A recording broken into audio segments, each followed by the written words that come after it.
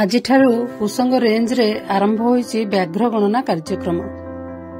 ଆଜି ସକାଳ 10ଟା ସମୟଠାରୁ କୁସଙ୍ଗ ରେଞ୍ଜରେ ଆରମ୍ଭ ହୋଇଛି ବ୍ୟାଘ୍ର ଗଣନା କାର୍ଯ୍ୟକ୍ରମ। ମହାନଦୀ ବନ୍ୟପ୍ରାଣୀ ବନାଞ୍ଚଳ ନୟାଗଡ଼ ଡିଭିଜନ ହରଭଙ୍ଗା ବ୍ଲକ କୁସଙ୍ଗ ରେଞ୍ଜରେ ଆରମ୍ଭ ହୋଇଛି ବାଘ ଗଣନା କାର୍ଯ୍ୟକ୍ରମ।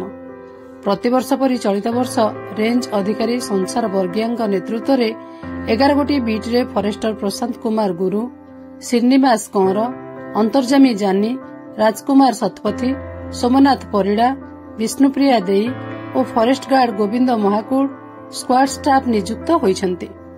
ଉକ୍ତ ରେଞ୍ଜ ଅଧୀନରେ କୁସଙ୍ଗ, କୁମାରୀ, ଅତଲସରା, ଶୀତଲପାଣି, ସୁନାଖଣିଆ, ମାରଡା, ପଦ୍ମତୋଳା, ଶ୍ରୀପାଜୁ, ହିଞ୍ଜଳ, ନନ୍ଦାଗାଡୁ, ନୂଆପଡ଼ା ଆଦି 11 ଗୋଟିରେ ପ୍ରତି ବିଟ୍ ପିଛା ଗୋଟିଏ ଟ୍ରାଞ୍ଜାଲ ଲାଇନ୍ ଏବଂ ବିଟ୍ ଗୋଟାକୁ 15 ଗୋଟି ଲେଖାଏଁ ପିଆଇପି କରି ବାଘ ଗଣନା ଆରମ୍ଭ ହୋଇଛି।